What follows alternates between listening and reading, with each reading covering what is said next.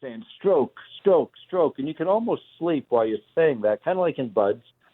But then I stopped abruptly paddling, and Mark, the guy behind me, he said, Don, what's the matter?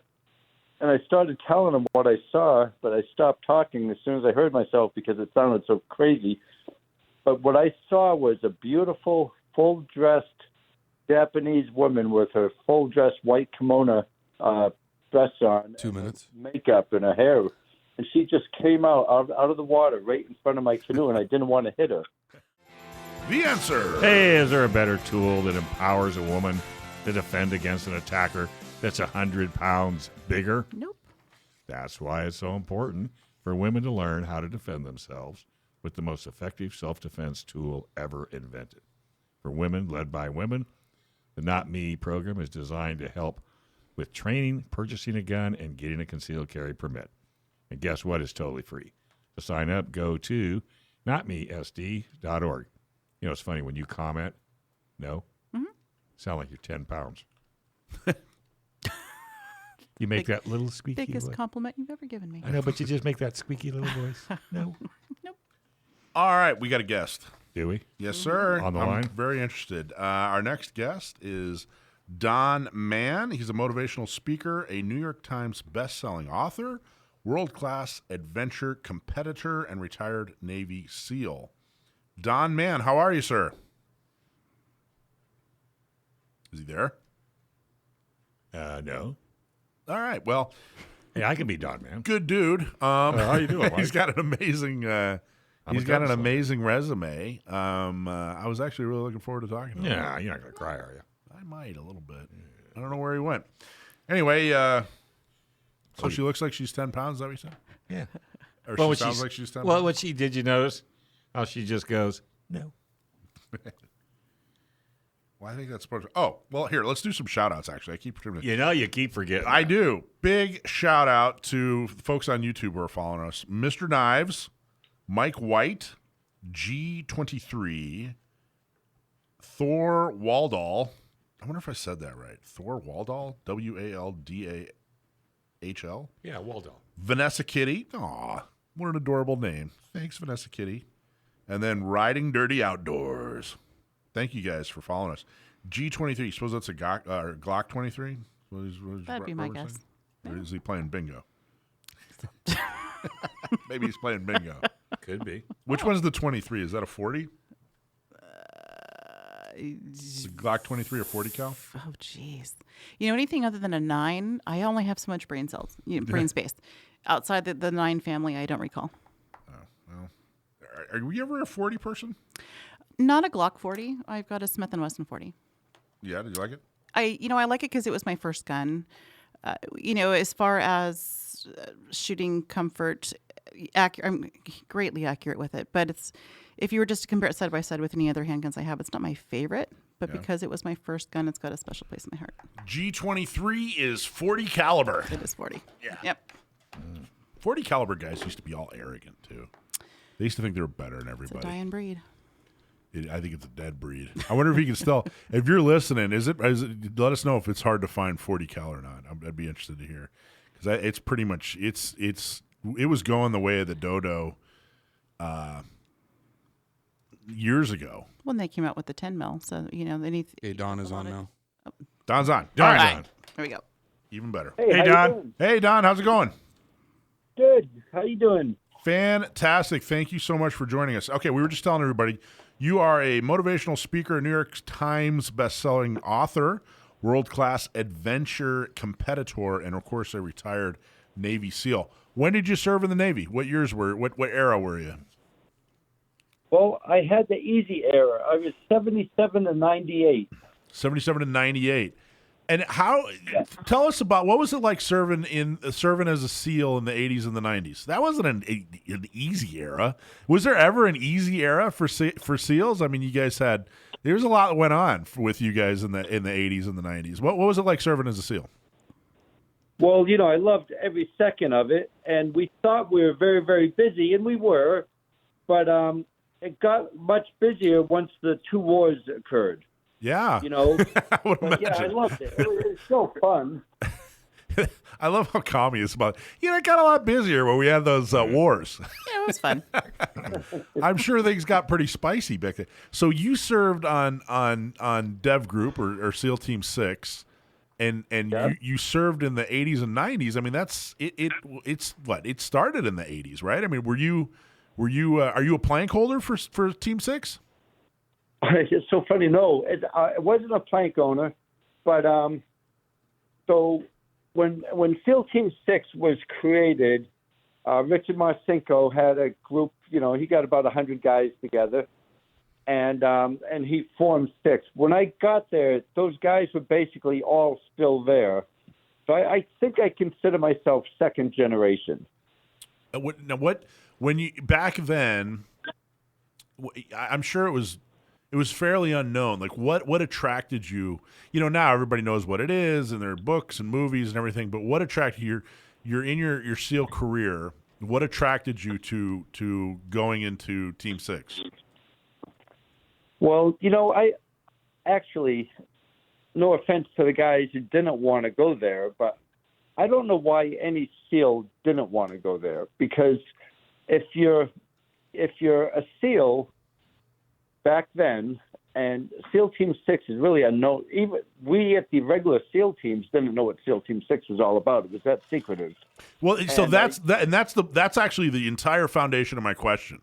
Like, my understanding is it was so secretive. Like, what drove you? Like, how did they sell you on it? If you didn't really know what was going on, how did they sell you on it? I think it was because of the secrecy and the worldwide mission. So I was initially at SEAL Team 1. But when I first heard a little bit about SEAL Team 6, I was in BUD still, the training. And I remember looking out my window, and we're all looking out our window because they told us, we heard there was some SEAL Team 6 there using the dive tower. And I just wanted to get a glimpse of what those guys looked like. And I looked out my window, and these guys, they looked like a bunch of fit civilians. They had longer hair, and they're just kind of hanging out, and they were talking about going out the night before, just having too many drinks. And they looked like just a bunch of baseball players almost, And but that was what it was all about. You had to fit in, be the gray man. You had to fit in society without drawing attention to themselves. But then knowing, we all had great training in SEAL teams, but just knowing SEAL Team 6 had all the more training and all the more sophisticated and high-end training. And West Coast, we had the west side of the world, SEAL Teams 1, 3, and 5.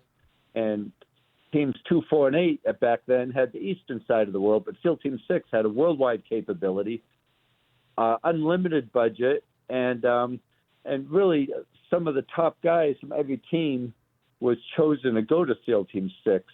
So everything about SEAL Team 6 appealed to me because it was the regular SEAL teams were great. It's not a great name, but what people refer to the regular SEAL teams as the vanilla teams. It's not a great name for it, but SEAL Team 6 was the secretive one, the one where there was a lot more training. Everything was much more dangerous. And instead of just, for instance, skydiving in the regular teams, SEAL Team 6, you're doing high altitude, high opening hey-hos, at 30,000 feet. The jumps were at 30,000 feet, some of them. That's and a little chilly. instead of just diving in the middle of the night, you're diving, on a pole. Everyone's diving together, and you're doing 4-hour oxygen dives. Everything was just more intense. There wasn't any dry fire, really. There wasn't any practice training. Everything was live fire and real and potentially dangerous. Potentially very, very dangerous. Did you ever get partially in and say, ooh, wait a minute, this may not be what I really had in mind? Actually, it was the other way around. I was so grateful every moment that I found SEAL Team and SEAL Team 6, and I just felt like it was the absolutely best place for me to be.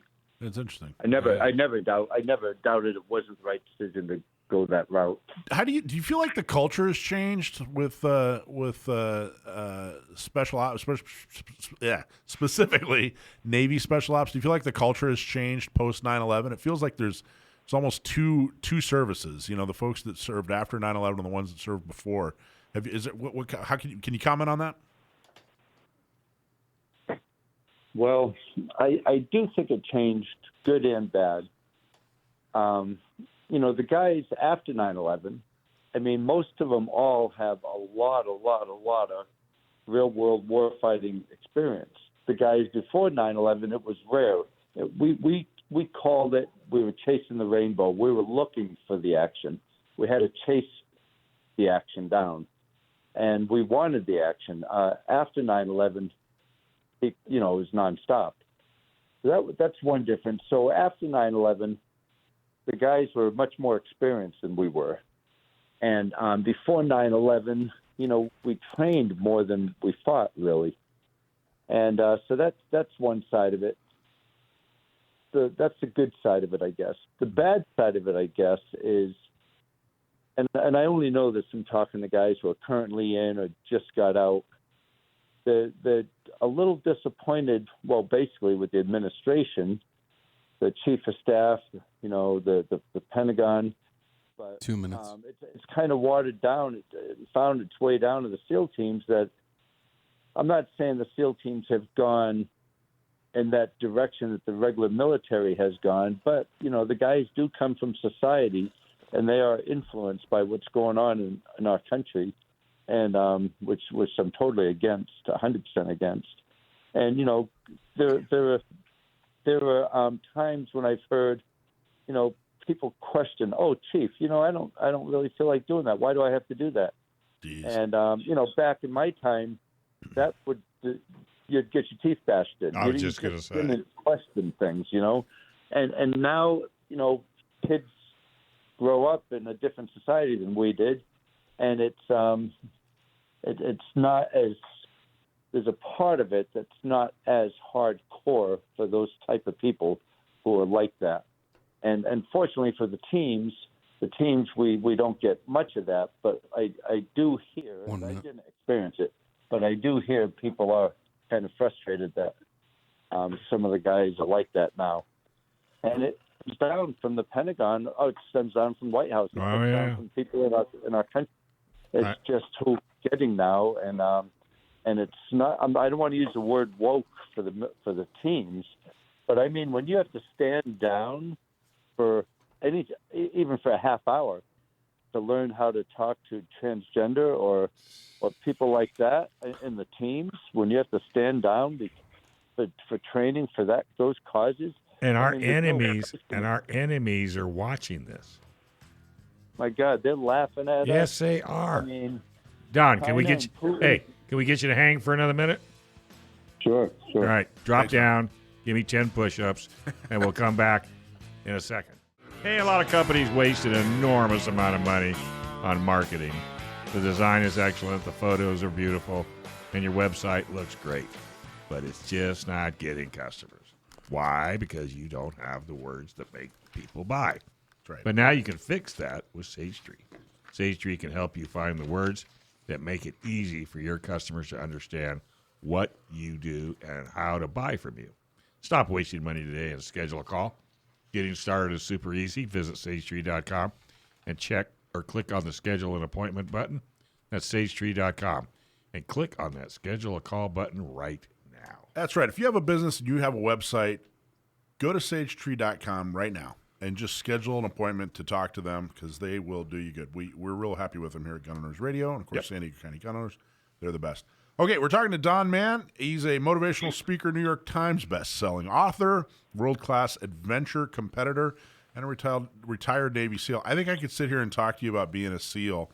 I think the Navy is just about the most fascinating career that anybody can have, and one of the most fascinating things you can do in the Navy is be a SEAL. So I'm pretty sure, Don, I could probably sit here and talk to you about it for about the next 6 hours. But I want to talk to you about that's one of the many jewels in your crown. I mean, you've had quite a life, my friend. That's pretty fantastic. What project has most of your focus right now? Well, I'm on a show, a TV show, where actually a lot of what I learned in the field teams I use on this show, And a friend of mine's a TV producer and director, and he said, someday I want to make a show, and I want you training people. I want you to train people how to shoot guns, how to do intense physical training, how to navigate, how to do all these things you've learned as a SEAL and as an adventure athlete. And let's put together something. And then a couple of years ago, he said, yeah, I want to get it together. We're going to get some sponsors. And I want the show called Surviving Mann. And I was thinking, well, this will never happen. But it did happen. And we just came back from Belize a couple days ago, filming on a dive boat where we actually had the guys, they did PT with the scuba tanks on the back. And there was basically some tears with the participants. And they dropped them off in the middle of the night in rubber boats, and they had to disable a supposed drug boat, by disabling the screws and swimming underwater and tangling these fish nets around the screws and swimming back to the middle of the night. These are things these guys have never dreamed of doing before. And then we had, there was a chemical warfare agent supposedly on one of the boats. We dropped them off in the middle of the night again, and they had to swim up in the middle of the night on scuba tanks. And with these scuba jets, they're called, where you hold on to them and you swim underwater real fast. It's almost like James Bond type stuff. And they boarded the boat, got the chemical warfare off, and they completed some very successful missions and high-end missions for civilians. So I'm doing that still and training people with weapons and survival. So so the folks on your show, these are just civilians that say, hey, I want to try this, and it's like a teacher and a tax preparer and a garbage man or whatever, and you teach them how to do, like, these kind of special ops things. Is that the idea? Yes. Yep, absolutely. That's awesome. Where do you see this? Well, it's on the Pursuit TV channel. It just got picked up by Pursuit TV, and it's on Roku and Amazon TV. I think it's now in 34 million homes in the U.S., and it's up in Canada as of last week. It's all over Canada now. But it's a company called American Stories, and a friend of mine has this company. He's got 10 I think, programs on it now. But Surviving Mann's the one that's doing really, really well on all of his shows. And it's on Pursuit TV. And actually, Ted Nugent, who's somebody heard of him? I respect a great deal. Mm-hmm. Yeah. I followed him when I was a young kid. I used to just PT to his music, Stranglehold and Cat Scratch Fever and all that. Yeah. And then I wrote a book called The Modern Day Gunslinger. I've written quite a few books, but somebody had given him that book, and he sent me a whole package of, Don, this is the real deal. This is a great book. I love it. And he sent me all these pictures of him playing guitar and Ted for President and all that. So so I wanted him to be our co-host, and I couldn't get in contact with him. So it's kind of funny the way everything turned out, because now he has a TV show called Call of the Wild, I think it's called. Mm-hmm. And he's had it for about 20 years. And he just moved over to Pursuit TV at the same time we just moved over. And he's going to promote Surviving Mann, and I'm going to promote Ted Nugent's show. That's awesome. I'm so honored and proud to do. Uncle Ted. I'm hoping he'll be my co-host one of these days as well. Yeah, you haven't met him yet, though? No, I've never met him. Nope. You will. I met him at an NRA convention. I went up and said hello, and he, on my name tag, he saw that I was from California, and he said, "Oh, you're in the belly of the beast, brother," and then kept walking. Yeah. Which I thought was great. I thought it was awesome. So you have written a lot of books. What inspired you to start writing? When did you start? Were you writing when you were active duty, or did it happen after? And what inspired you? Well, I definitely didn't do any writing on active duty. I would do people's evaluations, and that was enough for me. I mean, trying to get an evaluation of somebody. I was not a writer. Basically, I still don't think I'm a real writer. But I didn't plan on being a writer. I almost failed out of high school English. I don't like the sitting behind a computer or a notepad writing. But I was pretty much in the top tier there of the adventure racing world, and I was racing with the top competitors in the world, all over the world, doing these 500 and 600-mile, 10-day nonstop competitions. Well, physically, it was the hardest thing I've ever done because in the teams, I never pushed myself so hard where I would hallucinate, bleed, or pass out. And this is what adventure racing did. It's a sport. They no longer have the real big ones anymore. But that's what they did have them when I was competing in them. And we'd go to the Himalayas or the Ecuador or somewhere, South Africa, somewhere it would be really, really difficult to terrain. And for 10 days, pretty much nonstop, we'd sleep an hour and a half to 2 hours a day. But you would swim, paddle, bike, climb, pretty much nonstop, and you finish the race, 10 or 11 days, this 500, 600-mile rugged course. So I got into that as an athlete, and then I was teaching people how to do this quite a bit. And then so instead of just teaching it, I started an adventure racing academy. And then I actually put on more of these multi-sport events than anybody in the world at one time. And I just loved it. I just loved every bit of it. And it took over my life, to tell you the truth. Don, I can see, finishing a race like this, or like what you just described, I can see that accomplishment is got to be amazing. That's got to be an amazing feeling. But when you're in day 4, 5, or 6 and you're hallucinating and passing out, bleeding, how do you keep going? Well, it's not an option to quit. It's like going through buds. You just know that quitting's not an option. And you just get so much out of life in such a short period of time, because in those 10 or 11 days, you're doing it with teammates. You have 4 or 5 people on a team. But in that time frame, usually someone is screaming at somebody else. Someone's yelling at someone else. Someone's crying because they're so hurt.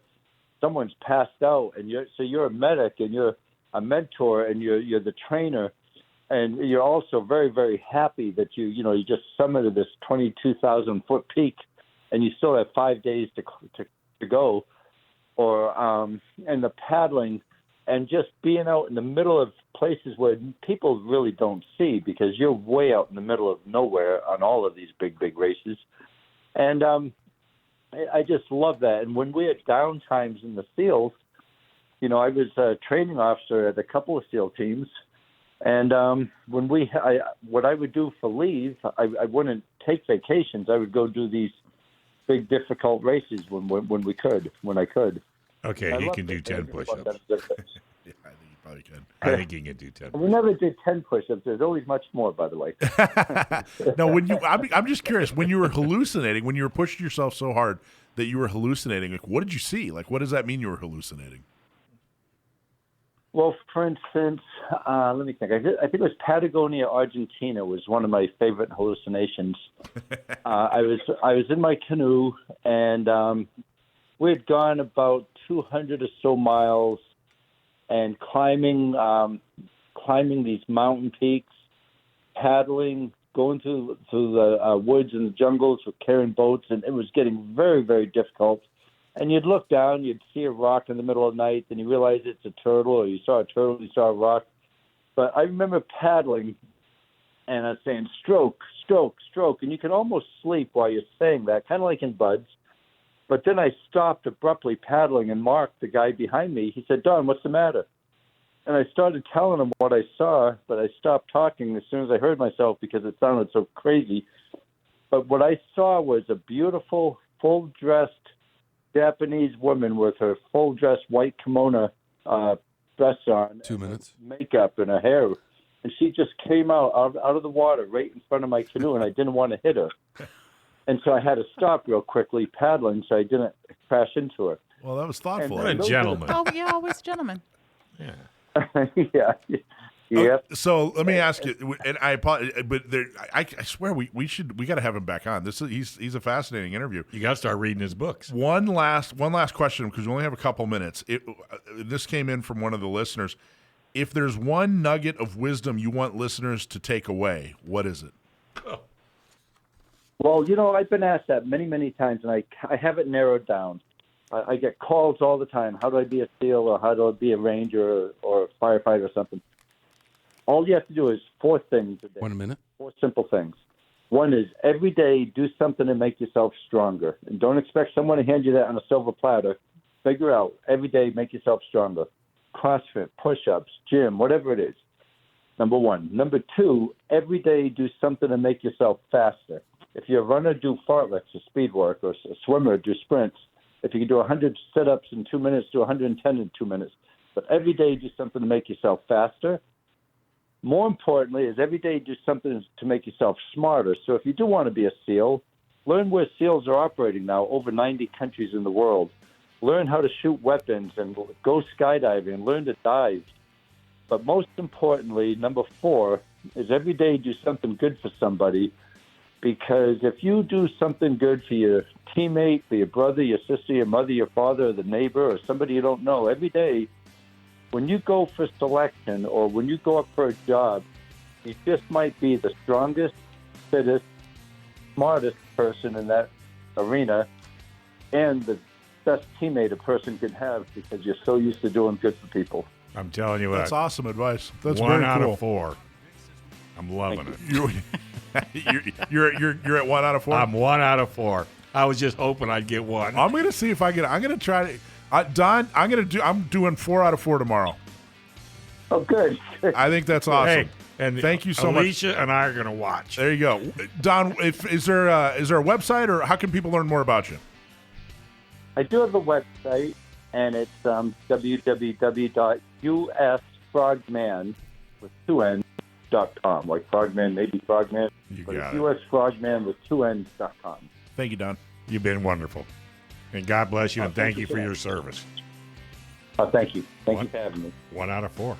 1 out of 4. I'm going. Thanks for watching this clip from Gun Owners Radio. If you're watching mainstream media, you're not getting the truth about guns. Gun Owners Radio is the easiest way to stay on top of the Second Amendment fight, the fight for your self-defense rights. You can watch our live stream on YouTube every Sunday from 4 to 6 p.m. California time, or if you're in San Diego, AM 1170, FM 96.1, The Answer. We're also available on your favorite podcast platform. Just search Gun Owners Radio and you'll find our show. Like and subscribe to help defend and restore the Second Amendment, not just in California, but across the country.